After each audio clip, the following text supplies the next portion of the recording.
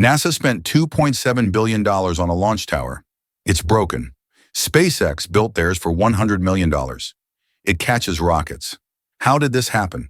While NASA took 11 years to fix one pad, SpaceX built 4 in 3 years. NASA launches cost $152 million. SpaceX targets $2 million. The White House just cut NASA's budget by 24%, the biggest cut ever. What did SpaceX discover that NASA missed? Let's dive right in. So what exactly happened? The story starts with a single decision that would cost NASA everything. Mobile Launcher 2 was supposed to be simple. A launch tower. Nothing revolutionary, just a structure to hold rockets. The price tag, $383 million. Today, that same tower costs $2.7 billion. 7 times over budget, 7 times. But here's what makes this truly devastating. NASA's own engineers warned them. Internal documents show they raised red flags about the contractor's approach from day one. They were ignored. Why? Because admitting the design was flawed meant starting over. So NASA doubled down. Again and again. $2.7 billion later, they're still doubling down. Meanwhile, SpaceX was building something impossible. A tower that catches rockets out of the sky. Price tag? $100 million. $100 million. April 20th, 2023. Starship's first test flight. The rocket exploded. The launch pad was destroyed. A massive crater appeared where solid concrete used to be. NASA critics celebrated. See? SpaceX doesn't know what they're doing. This is why we need proper government oversight. 2 months later, SpaceX had done the impossible. They didn't just repair the damage. They installed a revolutionary water-cooled steel plate system. Problem solved. Forever. NASA's SLS launched once, just once. The billion-dollar mobile launcher one was scorched. Elevator doors blew out. Cameras were destroyed. Pneumatic lines burst. 6 months later, NASA was still making repairs. 6 months. For elevator doors. Here's where the story gets brutal. NASA spent 11 years upgrading Launch Complex 39B, 11 years, for one launch pad. SpaceX built Pad B at Starbase in under 3 years. From empty dirt to rocket-catching tower, 3 years. But that's not the shocking part. The shocking part is what SpaceX is building next. 4 complete Starship facilities by 2030, each one capable of 76 launches per year. That's more launches than NASA has completed in the last decade. From a single facility, every SLS launch costs NASA $152 million. That's today's reality. Fixed costs, non-negotiable. SpaceX's target with full reusability, $2 million per Starship launch. Do the math. NASA spends more on one launch than SpaceX spends on an entire launch facility. This isn't just inefficiency. This is institutional collapse. But there's something even more damaging. NASA's approach guarantees waste. Every SLS launch destroys a $2 billion rocket. It's like burning down a skyscraper every time you want to visit the top floor. Starship? Designed for hundreds of flights, thousands of flights. The marginal cost approaches the price of fuel. That's the revolution NASA missed. The budget numbers tell the real story. NASA's 2025 budget, $24.8 billion.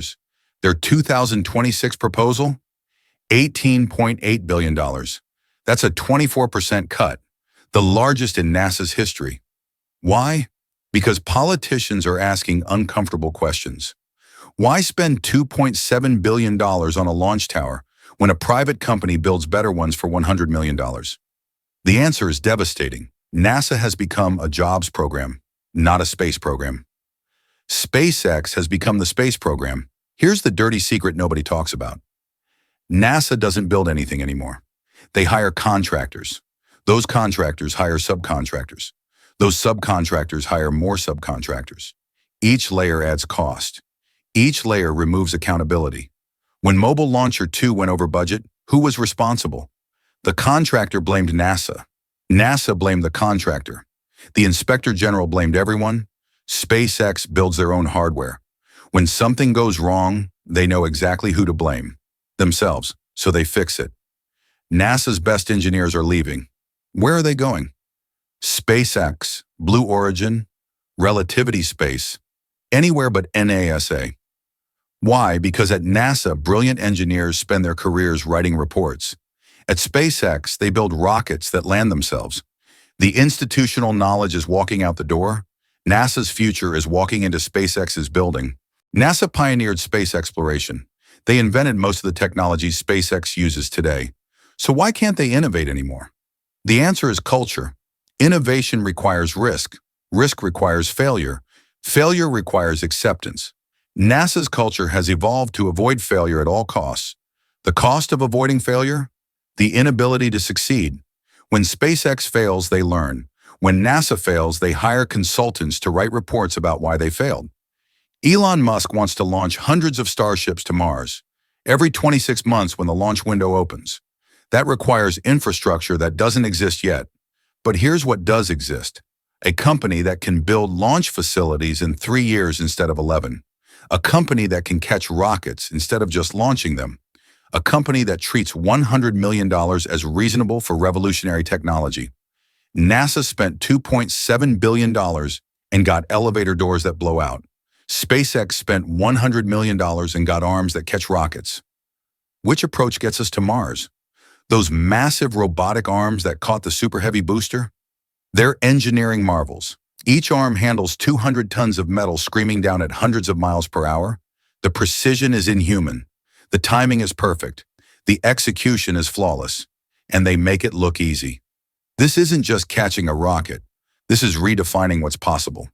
NASA's mobile launcher can barely handle its own weight. SpaceX's Mechazilla catches falling skyscrapers. This isn't just about rockets anymore. It's about infrastructure. SpaceX is building the interstate highway system of space. NASA is building toll roads, 4 Starship facilities, hundreds of launches per year. That's infrastructure. That's capability. That's the future.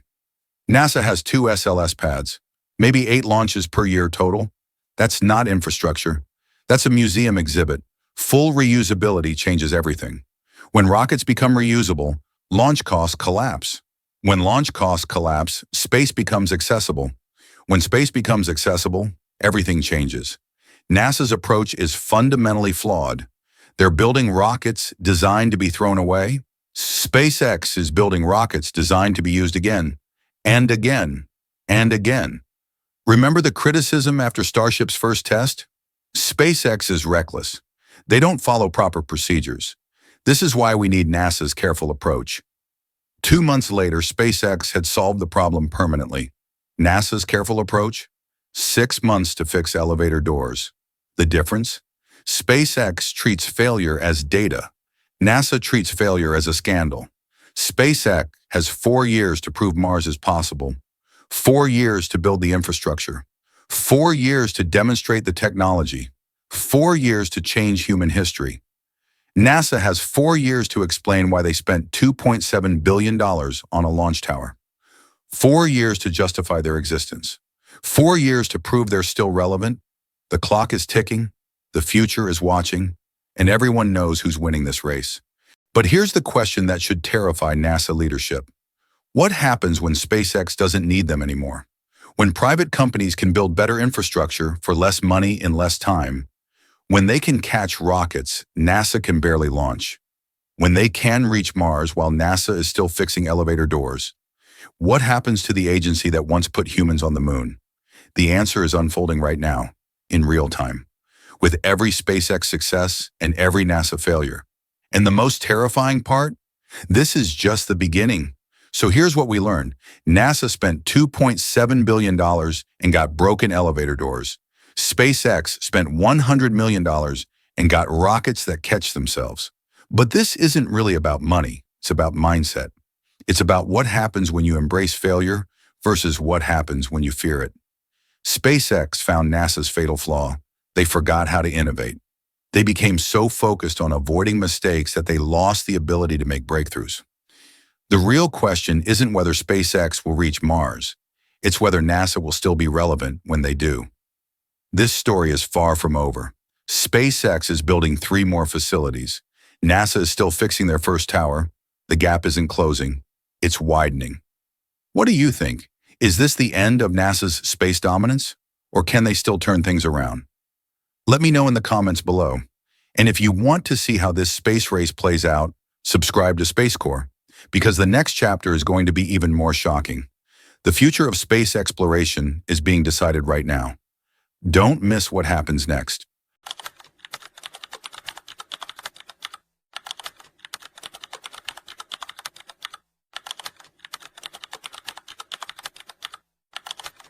SpaceX just saved Dreamchaser from complete failure. Here's what happened. Dreamchaser has been stuck on Earth for over a year. ULA's Vulcan rocket keeps abandoning it for military contracts worth billions. NASA's sleek spaceplane was dying a slow death until SpaceX stepped in. The shocking twist? SpaceX's Falcon Heavy can actually launch Dreamchaser. The numbers prove it. Dreamchaser weighs 14 tons and needs a 5-meter bay. Falcon 9 is too small, but Falcon Heavy fits perfectly. Why would SpaceX help their biggest competitor? And will this partnership actually save Dreamchaser before it's too late? Let's dive right in.